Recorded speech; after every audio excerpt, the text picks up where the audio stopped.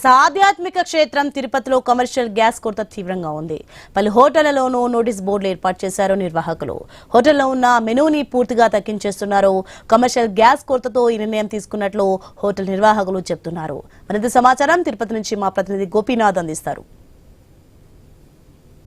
So యుద్ధం కారణంగా అంటే ఎక్కడో యుద్ధం జరుగుతుందని మనందరూ అనుకుంటున్నాం. బట్ ఏంటంటే భారత్ రోజు రోజు పరిణామాలు చూస్తే చాలా రకాలుగా ఇబ్బందులు గురి చేస్తున్నాయి. ఇప్పుడు ముఖ్యంగా 2 తెలుగు రాష్ట్రాల్లో చాలా రకాలుగా ఇబ్బందులు పడుతున్నారని మనం చెప్పుకోవచ్చు. ముఖ్యంగా గ్యాస్ కొరత ప్రజల్ని ఎంతో రకంగా పీడిస్తుంది. అయితే తిరుపతి ఆధ్యాత్మిక క్షేత్రం. ఇక్కడ తిరుపతికి ప్రతిరోజు కూడా 1,00,000 మంది భక్తులు వస్తూ ఉంటారు. అదేవిధంగా వివిధ వ్యాపారాల నిమిత్తం కూడా ఇక్కడికి వస్తూ ఉంటారు. బట్ ఏంటంటే ఇక్కడ గ్యాస్ కొరత, ముఖ్యంగా కమర్షియల్ గ్యాస్ కొరత వస్తున్న నేపథ్యంలో ప్రజలు కావచ్చు, అదేవిధంగానే వ్యాపారస్తులు ప్రధానంగా చాలా రకాలుగా ఇబ్బందులు పడుతున్నారు. అందువల్లనే వాళ్ళ స్థాయిలో హోటల్స్, అంటే చిన్న స్థాయి నుంచి పెద్ద స్థాయి హోటల్స్ వరకు కూడా వాళ్ళు ఉన్నటువంటి ఐటమ్స్ ని తగ్గించుకునేసే ప్రయత్నం చేస్తున్నారు. అంటే కస్టమర్లు పోగొట్టుకోలేక, అదేవిధంగానే హోటల్స్ రన్ అవ్వాలంటే కమర్షియల్ గ్యాస్ అనేది కొరత వస్తున్న నేపథ్యంలో దాన్ని ముందుగానే గ్రహించినటువంటి వ్యాపారస్తులు, హోటల్స్ యాజమాన్యాలు ఆ రకంగా చర్యలు తీసుకుంటున్నారు. అయితే తిరుచానూరు సమీపంలో ఉన్నటువంటి ఒక అంటే ప్రైవేట్ హోటల్లో ఒకసారి మనం చూస్తే కదా ఇక్కడ చూడొచ్చు, ప్రియమైన వినియోగదారులకి ఒక గమనిక, అంటే సర్వీస్ నోట్స్ పెట్టడం జరిగింది. ఎందుకంటే ఈ హోటల్స్ కి చాలా మంది యాత్రికులతో భక్తులు వీళ్ళందరూ వస్తూ ఉంటారు. అదేవిధంగానే ప్రముఖులు, విఐపీలు, మంత్రుల కానుంచి, ఎమ్మెల్యేల కానుంచి, రాజ్యాంగబద్ధంగా ఎన్నికైన వాళ్ళు కూడా ఇక్కడికి వస్తూ ఉంటారు. అయితే ఇక్కడికి సంబంధించి నోటీస్ పెట్టడం జరిగింది. వాణిజ్య ఎల్పిజి వంట గ్యాస్ కి సంబంధించి కొరత ఉన్న కారణంగా కాస్త ఇబ్బందులు పడుతున్నాం. కాబట్టి కాస్త మీరందరూ కూడా సహకరించండి. మా సేవలు నిరంతరాయంగా కొనసాగాలంటే కొన్ని ఐటమ్స్ ని తగ్గించడానికి మేము ప్రయత్నం చేయడం జరిగింది. కాబట్టి అందరూ కూడా సహకరించినట్టు కూడా వాళ్ళు ఒక నోటీస్ బోర్డు అంటే ఇక్కడికి వస్తున్నటువంటి కస్టమర్లకు సంబంధించి ఏర్పాటు చేయడం జరిగింది. సో అంటే ఈ మార్పు అంటే రెస్టారెంట్లలో భోజనం మరియు అదేవిధంగానే టేక్ అవే కోసం పరిమిత మెనూని అంశాలు మాత్రమే అందులో ఏర్పాటు చేయడం జరిగింది. డెలివరీ సేవలు కావచ్చు, అదేవిధంగానే పరిమిత మెనూతో ఇక్కడ మేము ఏర్పాటు చేస్తుంటాం. కాబట్టి వాటన్నిటికి సంబంధించి కూడా ఇక్కడికి వస్తున్నటువంటి కస్టమర్లు కావచ్చు, వీళ్ళందరూ కూడా సహకరించాలంటూ కూడా వాళ్ళు విజ్ఞప్తి చేయడం జరిగింది. మనం చూడొచ్చు హోటల్ లోపల వివిధ ప్రాంతాల వీళ్ళందరూ కూడా ఇక్కడికి వచ్చి ఇక్కడ ఆహారం ఇక్కడ తీసుకుని ఇక్కడ తిని ఇక్కడ నుంచి కూడా భోజనాలు చేసి ఇక్కడ నుంచి కూడా వెళ్తూ ఉంటుంటే చాలా రద్దీగా ఉన్నటువంటి ప్రాంతం ఈ ప్రాంతం అంతా కూడా.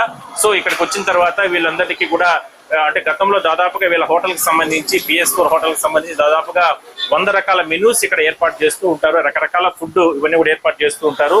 సో వాటన్నిటికీ సంబంధించి కొన్ని తగ్గించేయడం జరిగింది. సరే ఏంటి, ఎందుకు ఇంత డెసిషన్ తీసుకున్నారు ఏంటి? అంటే సహజంగా మీ హోటల్ కి సంబంధించి ప్రతిరోజు కూడా ఎంత వరకు కమర్షియల్ గ్యాస్ అనేది మీకు వినియోగం ఉంటుంది?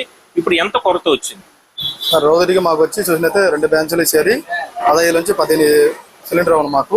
ఇప్పుడు రోజుకి 2-3 దొరికితే కష్టంగా ఉంది. ఉన్నింది స్టాక్ వరకు ఇంతవరకు మెయింటైన్ చేస్తాం.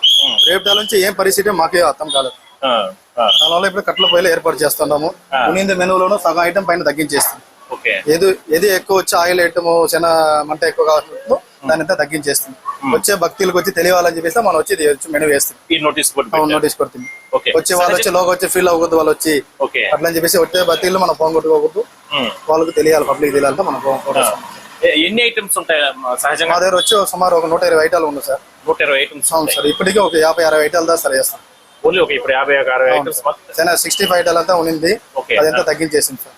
రోజుకి 15 సిలిండర్లు మీకు అవసరం ఉంటుంది. అవును సార్. రోజుకి 15 నుంచి 18 వరకు రోజుకి అవసరం ఉంది. ఇప్పుడు ఒక్కొక్క సిలిండర్ ని అంటే మామూలుగా మీరు కొనే రేట్ ఎంత ఉంటుంది? కొనే రేట్ వచ్చి MRP రేట్ ఇప్పుడు ఏముంది అది ఇస్తా ఉంటారు సార్. ఇప్పుడు ఏ గ్యాస్ కొంటారు మీరు? సార్ మంది వచ్చి ఇక్కడ వచ్చి HP గ్యాస్ కొంటారు. ఓకే, దాని ఎక్స్ట్రాగా కొనుక్కుంటున్నారా? అట్లా ఎక్స్ట్రా ఏమి దొరకలేదు సార్. ఎంత డబ్బులు పెట్టినా దొరకలేదు. ఎక్స్ట్రా ఎంత డబ్బు పెట్టినా దొరకలేదు. గ్యాస్ లేదా ఏంటి ఇప్పుడు ఏమో ఐటమ్స్ తగ్గించారు, ఇంకా 2 రోజులు పోతే 2 రోజులు ఉంటే ఏం పరిస్థితి ఏం అర్థం కదా సార్. కట్ల పోయి ఏర్పాటు చేస్తారని చూస్తున్నాము. ఇక్కడ ఫేస్ కరెక్ట్ సెట్ ఏర్పాటు చేస్తున్నాం. హోటల్ పరిధిలోనే కట్లు పొయ్యిలు రెడీ చేస్తున్నాం. అదే కాకుండా మళ్ళీ వచ్చి రొట్టి నాన్ అంతా ఉన్నింది. అదంతా ఇన్ని రోజులు చూసినా గ్యాస్ లో ఉన్నింది.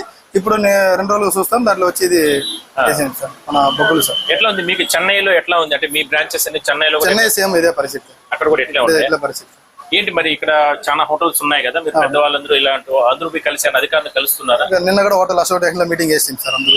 అందరూ మీటింగ్ చేసి మాట్లాడుతున్నాము. ఏం పరిస్థితి అని తెలియదు. వచ్చి 6 తిరిగి ఎట్లా చేసింది తెలియదు. ఇప్పుడు 1-2 సిలిండర్లు మాత్రమే మీకు దొరుకుతున్నాయి. సో మొత్తం మీద వీళ్ళు HP గ్యాస్ అనేది వీళ్ళు బుకింగ్ చేసుకుంటారు. సో దీనికి సంబంధించి అంటే రోజు కూడా 15 సిలిండర్ల నుంచి 18 సిలిండర్ల వరకు వీళ్ళకు నిర్వహణ అవసరం ఉంటుంది.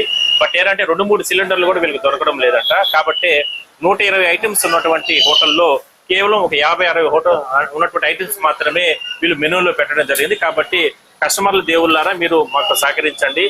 అంటే సిలిండర్ల కొరత, కమర్షియల్ గ్యాస్ కొరత వచ్చింది కాబట్టి మీరు దయ ఉంచి మా పైన ఈ రకంగా కొన్ని ఐటమ్స్ మాత్రమే ఉన్నాయి కాబట్టి ఇవన్నీ కూడా మీరు తీసుకుని వెళ్ళినట్టు కూడా చెప్తున్నారు. అదేవిధంగా ఇక్కడ తినే వాళ్ళు కూడా ఆ రకంగానే గైడ్ చేస్తున్నారు. సో మొత్తం మీద ప్రత్యామ్నాయం వీళ్ళు ప్రయత్నాలు చేస్తున్నారు.